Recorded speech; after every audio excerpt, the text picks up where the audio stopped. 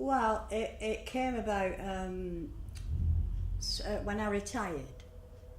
Just before that, like my husband died, because your plans just go then. So I thought, what can I do, you know? So I thought, well, usual thing, computers one day, learning French another day, and neither of them two really interested me when I got into it. You know, I wasn't particularly bothered. And then I saw this advertising in the paper wanting volunteers. Well, I live quite near, so I thought I wouldn't mind doing that because I'm quite active, hands-on person. So I went up to one of the meetings and they said, come along and, you know, try out, see what you think. And that's 5 years ago. And I love it, absolutely love it. I'm with different people and I'm learning things I never thought I would. I mean, I've always liked wildlife, but not in depth. Do you know what I mean? You see a butterfly, oh, that's pretty, but you don't really know a lot about it, you know. But doing this, it's just great. We have a laugh. I mean, I really look forward to Fridays. I don't know what I'd do if it ever stopped. I think we do a good job. We not only work on here, 7 acres, but we go around to schools and old people's homes and, you know, do work on for them.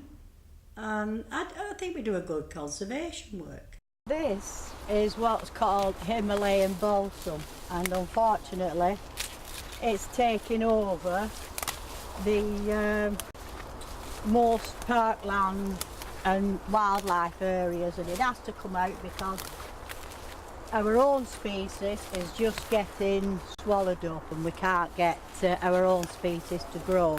I never thought of like land management as such, but I think sometimes it needs it.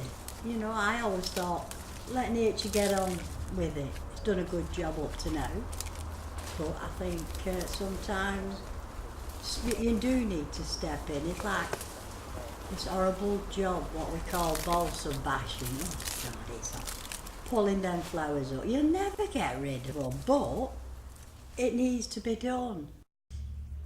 Well, it's not too big, and you've got all sorts of things. You know, you can look in the water, river, watch for birds dipping, which I never bothered with before, but can do it now.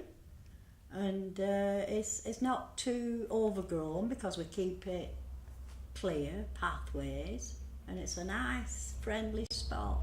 You know, nice place. They're really nice people and they make you welcome. Do you know what I mean? And when they're talking to you, they've got the patience of a saint, because it goes through one ear and out the other with me. As you're getting older, you forget more than you learn, you know what I mean? But they're just good people and they don't mind how long it takes to explain things. Really good that way. I really hope it carries on. It'd be tragic if it doesn't. And every time we hear them talking about the need funding, that worries me. The government's right what they're saying, everything's going to depend on volunteers.